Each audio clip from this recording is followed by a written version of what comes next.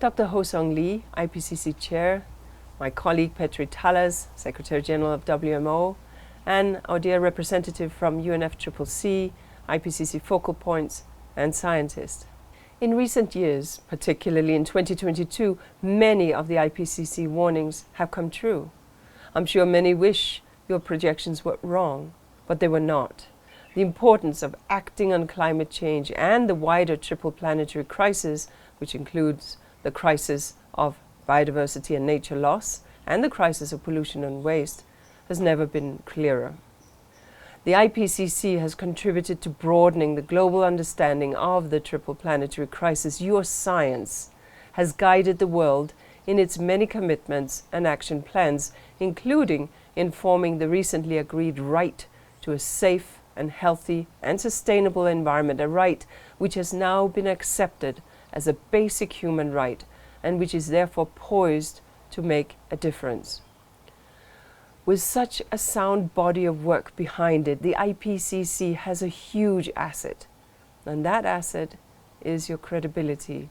When the IPCC speaks, people listen and act, but not fast enough.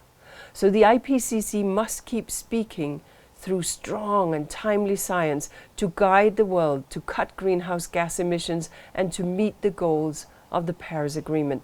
And that is what you have successfully done in this latest cycle. You have successfully finalized 3 assessment reports in challenging circumstances. You have highlighted the magnitude of climate impacts and the urgent need for action that you did at COP26 in Glasgow and more recently during the Bonn sessions.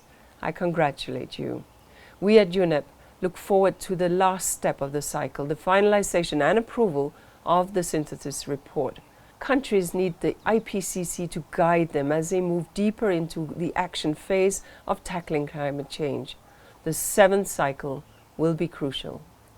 As you move into the next cycle, please know that UNEP is fully behind the IPCC. We're very pleased back in 2019 to be engaging with the IPCC Secretariat with a view to host the next IPCC meeting here in beautiful Nairobi. COVID had other plans, as we all know, so now we at UNEP are again extending a warm invitation to Nairobi and offering our facilities for the session following the approval of the synthesis report next year. I've asked the director of UNEP's Science Division, Jian Liu, to liaise with the Secretariat in this regard. My dear friends, the IPCC has shown the power and prescience of science, including in this cycle.